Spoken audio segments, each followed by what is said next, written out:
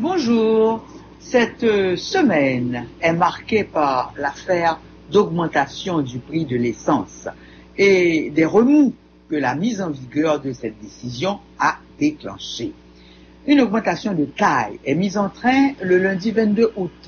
Les stations d'essence de la capitale et des villes de province, toutes respectent l'ordre et augmentent jusqu'à 30 gourdes. C'est la taxe qu'il faut payer sur le prix de l'essence et 25 gourdes sur le prix de la kérosène. Une levée de bouclier est déclenchée aussitôt. Syndicalistes, propriétaires de véhicules, tant privés que publics, vont dans les radios, dans les journaux, à la télévision pour faire part de leurs protestations. Le Sénat met l'exécutif en demeure de rentrer cette mesure tellement impopulaire. Les syndicalistes, eux, annonce 2 journées de grève pour jeudi et vendredi. Eh bien, la journée du mercredi 24 août est révélatrice. L'exécutif fait marche arrière, l'augmentation du prix de l'essence à la pompe est levée. C'est la victoire, dirons-nous, pour les syndicalistes et chauffeurs, d'une façon générale pour le peuple haïtien qui n'en peut plus. Avec la rentrée des classes fixée au lundi 5 octobre, l'annonce de la cessation de la subvention sur les livres scolaires, l'augmentation des prix de produits de première nécessité et la quantité de livres neufs qu'il faut acheter pour chaque écolier, même ceux des petites classes, s'il vous plaît. C'est donc là le sujet à la une des dépêches d'agences, des émissions de radio, des articles de journaux, etc. L'on a beau savoir que ce n'est que momentané, que le gouvernement ne pourra plus continuer à subventionner l'essence, comme l'a bien expliqué le ministre des Finances, le ouf de soulagement est immense. On verra bien par la suite, mais maintenant on y a échappé belle. Petro-Caribé revient à la une aussi cette semaine, avec un long article du correspondant du journal Le Monde à Saint-Domingue. Il s'agit de Jean-Michel Carrois qui titre son article « Un scandale de corruption entache les autorités dominicaines et haïtiennes ». Beaucoup de noms sont cités dans cet article. Celui de Jean-Max Bellerive, par exemple, le prédécesseur de Gary Conille, qui aurait attribué 8 contrats de construction en une seule journée.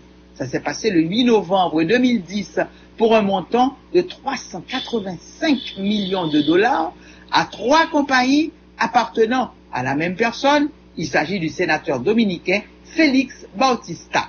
Et Jean-Michel Carrois écrit que Gary Conille aurait par la suite formé une commission d'audit qui a alors jugé que l'attribution de ces contrats financés par des fonds vénézuéliens avait été irrégulière et portant préjudice aux intérêts de l'État haïtien. Toujours dans l'article de Carrois, on lit que Michel Martelly a reçu des versements en chèques et en liquide d'un montant de 2 587 000 dollars d'entreprises appartenant à ce fameux sénateur Bautista. Le lundi 2 avril, le président Martelly rejette ces allégations, les traitant d'accusations fantaisistes, le léchage médiatique. Autre non cité, Myrland Maniga, l'autre candidate en lice pour le second tour. Elle aurait reçu la somme de 250 000 dollars en liquide le 18 février 2011. Puis, Léonel Fernandez entre en lice, ami du sénateur Félix Bautista. Il permet à ce dernier de continuer à prospérer. C'est ainsi que les affaires du fameux sénateur se sont étendues à Haïti après le tremblement de terre. Il est lamentable que la solidarité authentique du peuple dominicain avec ses frères haïtiens soit foulée aux pieds par des personnes qui ne pensent qu'à s'enrichir, y compris sur le dos de la misère d'un peuple déshérité, déplore l'avocate dominicaine Marisol Vicens. Les commissions généreusement distribuées au président haïtien, un ancien chanteur surnommé Sweet Mickey, éclairent aussi la visite qu'il a effectuée le 26 mars à Saint-Domingue. Léonel Fernandez l'a reçu en grande pompe, lui octroyant la plus haute décoration dominicaine, l'ordre de Duarte, Sanchez et Melia. 7 accords de coopération ont été signés. Le plus prometteur porte sur la création du Fonds bolivarien de solidarité financé par les pétrodollars vénézuéliens. Ce fonds devrait permettre de doter les familles haïtiennes de fours à gaz et de freiner ainsi la déforestation, l'un des principaux défis environnementaux en Haïti. Mais l'épineux dossier migratoire n'a pas été évoqué au cours de cette rencontre. C'était donc là l'essentiel de cet article du journal Le Monde, publié sous la plume du journaliste Jean-Michel Carrois, correspondant du Monde en République dominicaine. Dossier insécurité maintenant, l'insécurité continue de monter de plusieurs crans. La journée du jeudi 25 août a été sanglante, c'est-à-dire la journée d'hier.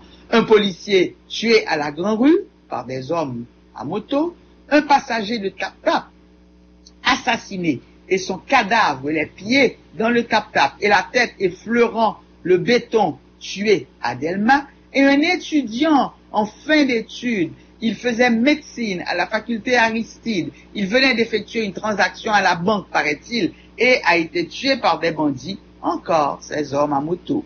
Réseau Nord-Ouest publie des photos de l'étudiant en 5e année. Il s'appelle Jean-Éric Moncher. Festival de jazz à Jacmel. Jacmel va voir naître son premier festival de jazz. Ça va se passer ce week-end, les 27 et 28 août. Ateliers, concerts de différents groupes à l'auditorium de l'école de musique d'Essex-Baptiste de Jacmel. Un modeste début pour un avenir prometteur. Dans Haïti en marche, vous trouverez le résumé du rapport Petro-Caribé tel que préparé par la commission éthique et anticorruption du Sénat de la République, plus connu sous le nom de rapport Yuri la Tortue. Un autre article ayant retenu notre attention, toujours dans le même hebdomadaire, est Su au pichon jaune. Il s'agit de ce pichon qui attaque le sorgho, c'est-à-dire le pitimi chez nous, y faisant bien des ravages. Et puis, il y a également cet article intitulé « Une élite en pleine décadence ». Élite décadente, jusqu'ici synonyme de libertinage, tel que l'aura été un Michael Madsen qui se proclamait plutôt Thomacoute que nature. Depuis ces dernières années, on a de nouvelles références, accusations, comme chef d'un réseau de kidnappeurs de Clifford Brandt Jr. Et aujourd'hui, le cas qui fait actuellement la une, inculpation pour trafic de cocaïne et d'héroïne de Marc-Antoine Accra. Ce sont là des rejetons de familles parmi les plus riches du pays et en même temps de familles issues de l'immigration et aussi, et c'est important, membres de la 3e génération, c'est-à-dire bénéficiant de tous les moyens amassés par les 2 générations précédentes en termes de fortune personnelle, mais aussi et surtout en termes de relations, aussi bien dans le pays même qu'à l'extérieur. Clifford Brandt Jr. est le petit-fils du premier millionnaire haïtien, Oswald J. Brandt, originaire de la Jamaïque. Celui-ci n'a pas fait sa fortune en contant des histoires de contes de fées, mais en exploitant ses relations en haut lieu qui lui permirent de trafiquer dans tous les domaines, au point que c'est lui qui, le plus simplement du monde, offrit au puissant chef de la police du gouvernement de Paul Magloire, le colonel Marquez Prosper, la propriété de Bourdon, où s'élève l'ex-primature appelée auparavant Villa d'accueil. Quant à Marc-Antoine Accra, il est le petit-fils du gentil monsieur que nous avons connu dans notre adolescence sous le nom de Père Accra. Celui-ci décupla ses premiers capitaux en bénéficiant du contrat de fabrication de l'uniforme bleu des VSN de Duvalier, communément appelé Bleu Macoute.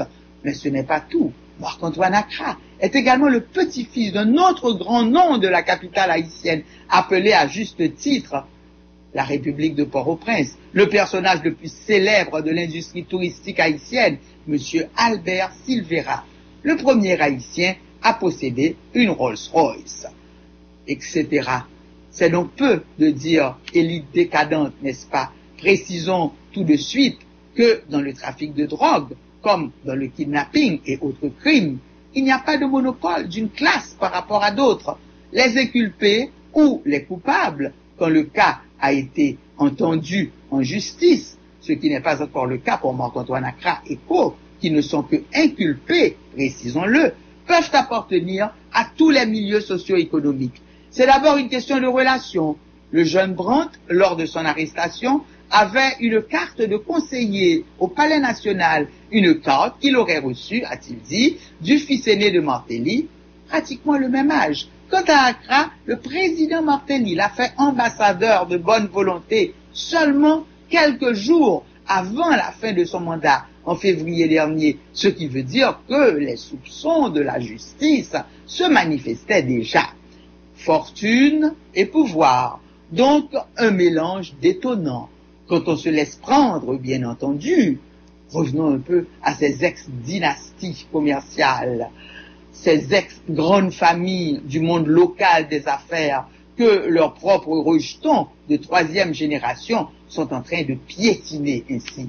Ce sont toutes des personnalités passées à l'histoire, que ce soit O.J. Brandt, P.A.Cra ou Albert Silvera, en même temps que ces derniers doivent se retourner aujourd'hui de colère dans leur tombe en constatant un tel gâchis. Ces familles immigrantes ont débarqué en Haïti, principalement dans les années 1910-1930. Aussi, premier objectif, mériter le respect local. Leurs enfants fréquentent les meilleures écoles en Haïti comme à l'étranger. Et les parents tiennent à voir épinglé dans leur salon le diplôme d'une grande université anglaise ou américaine. Aussi, grâce à cette bonne formation de départ, il y a de ces familles dans lesquelles tout le monde est docteur en médecine et aux règles de conduite héritées des vieux, la deuxième génération semble s'être tirée d'affaire comme il faut. Pendant ce temps, les dites familles ont pu non seulement diversifier les sources de la richesse familiale, mais largement élargir aussi leur champ d'action, les réseaux de relations également dans tous les domaines commerciaux, mais également domaines politiques. Puis vient la troisième génération où tout ne semble pas se passer comme prévu. Certains ne veulent pas garder l'aliment, comme on dit, sans vouloir dire que c'est le gouvernement Martelly qui les a créés, ce qui serait faux, bien évidemment, mais c'est sous le pouvoir Martelly, Lamotte, qu'a eu lieu la conjonction de facteurs qui ont facilité les entreprises en question.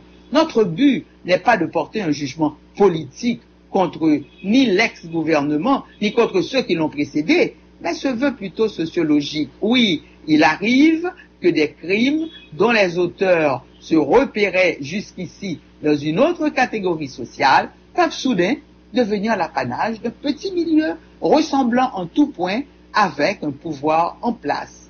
Ils sont beaux, ils sont riches, ils sont fortunés, et en même temps, ils sont au pouvoir. Trop, c'est trop. Vous connaissez le proverbe. Tout pouvoir rend fou. Ces jeunes hommes, en principe, ont déjà tout pour être heureux. Clifford Brandt aurait expliqué à ses juges que le kidnapping, c'est pratiquement un jeu dans leur petit milieu. On joue au kidnapping pour soutirer de l'argent aux parents. Ou, comment dire, juste pour rire. Mais cette fois, ça a mal tourné. Quand lui et ses complices ont été arrêtés, ils avaient en otage 2 enfants d'une autre riche famille. Enfin, dernier signe particulier, même inculpés, même détenus, même en jugement, les procès tardent toujours à aboutir parce que le réseau des relations ne serait pas complet s'il n'y avait un dernier pion majeur, un dernier complice attendant son moment. C'est la justice. 2 affaires toujours à suivre, mais rien ne lavera le tort fait à cette élite par ses propres petits-fils. Et voilà, c'était notre revue pour la semaine. J'écoute Mélodie FM.